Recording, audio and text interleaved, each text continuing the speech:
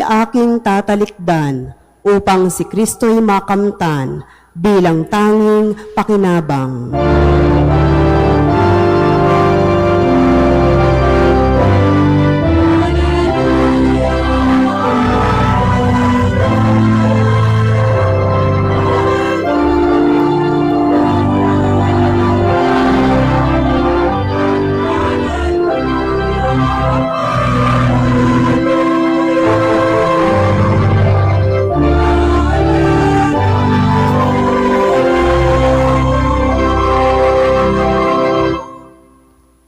Sumainyo ang Panginoon. At sumaiyo rin.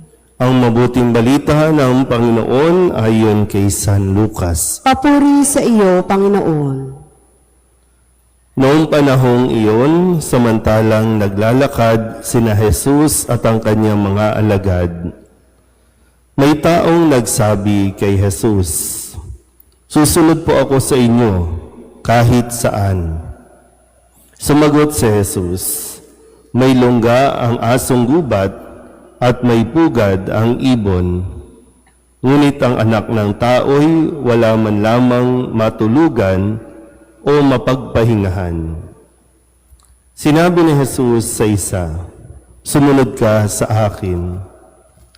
Ngunit sumagot ang tao, "Panginoon, hayaan po muna ninyo akong umuwi upang ipalibing ang aking ama." Sinabi ni Jesus sa kanya, "Ipaubaya mo na sa mga patay ang paglilibing ng kanilang mga patay. Ngunit ikaw, humayo ka at ipahayag mo ang tungkol sa paghahari ng Diyos." Sinabi naman ng isa, "Susunod po ako sa inyo, Panginoon, ngunit magpapaalam muna ako sa aking mga kasambahay." Sinabi sa kanya ni Jesus, "Ang sinumang nag-aararo at palaging lumilingon ay hindi karapat-dapat sa paghahari ng Diyos."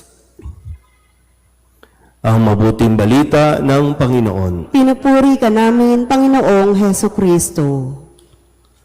Isang magandang umaga po sa inyong lahat.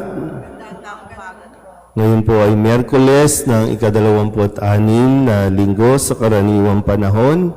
Wini-welcome natin ang buwan ng Oktubre. Unang araw ng Oktubre. At isama din natin sa ating panalangin ng kaligtasan ng mga higit na naapektuhan po ng paglindol kagabi. At nawa ay maging daan ito para mas marami pa rin ang mamulat sa panawagan ng Panginoon na sumunod sa Kanya. Naalala ko po nung ako po ay magpari, hindi madali. Dahil sa pagpapari ay may mga bagay na kailangan talagang pag-isipan ng mabuti, pagdasalan ng mabuti, kasi baka nagkakamali lang. No? Minsan may mga kabataan o mga pumapasok ng seminaryo na kaya pumasok, akala nila maginhawa ang buhay. Pero malinaw din naman sa karanasan, no? Dahil bago ko pumasok o kaya na late akong pumasok dahil nga may mga dahilan, yung mga career, no? Gusto ko ganito ang buhay, gusto ko ganito yung mangyayari sa akin kung magkakapamilya.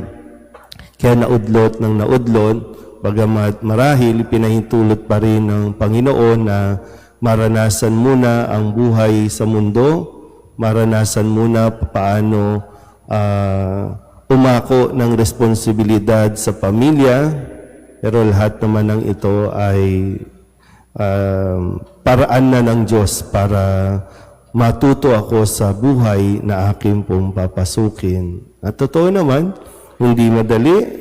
Halos nung nasa loob ng seminaryo, ilang beses na rin na napaisip, may bukasyon ba talaga ako?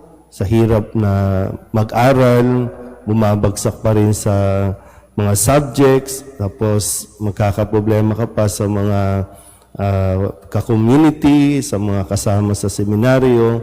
talagang nandoon yung mga pagdududa, gusto ko na ulit lumabas, no? Gusto ko na ulit mag-iba ng buhay, pero sadyang yung grasya ng Diyos ang iiral, no? Matuto lang na sumunod.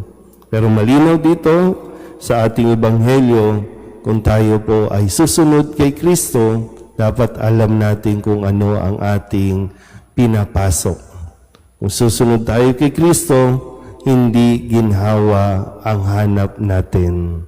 Kasi kung ginhawa, mali tayo ng pinasok. Kung gusto mong yumaman, hindi sa pagpapari. Pwedeng kontraktor siguro. No? O kaya politiko, yan. Yan yung mga pampayaman. Pero sa pari, kaya maganda rin mapaalalahanan maging ang mga pari. Kasi nakakalimot din, no? Yung lifestyle ng pare, yung nagiging pagkilos ng pare, no? Nagiging luxurious din. Kaya magandang paalala lagi, teka lang, di ba? Si Kristo nga walang sariling tirahan. Si Kristo nga walang mapagpahingahan. Tapos ang pare maghahangad na maging mayaman, maghahangad na dapat maganda yung assignment, dapat malaki yung assignment. Baka nawawala tayo doon sa mensahe ng ating ebanghelyo. At ganoon din, no? Mahirap din, bagamat sa umpisa, siyempre kinailangan iwan yung pamilya para mag-focus muna, no, sa mga dapat na matutunan. Eventually, ibabalik din naman ng Diyos. Ngayon, parang, di ba, dahil wala ang pamilya, dahil kayo ang pamilya, andun pa rin naman yung concern sa tunay kong pamilya. Yung pag-aaral minsan ng pamangkin, pangangailangan ng mama ko minsan, sa gamot, dahil wala akong pamilya, ako pa rin naman talaga yung inaasahan na natutulong. Pero malinaw na ang number one at ang dahilan kung bakit ako pare ay dahil kay Kristo. So, lahat ng alalahanin, lahat ng mga iniisip, kailangan kong matutunang ipaubaya kay Kristo. Amen.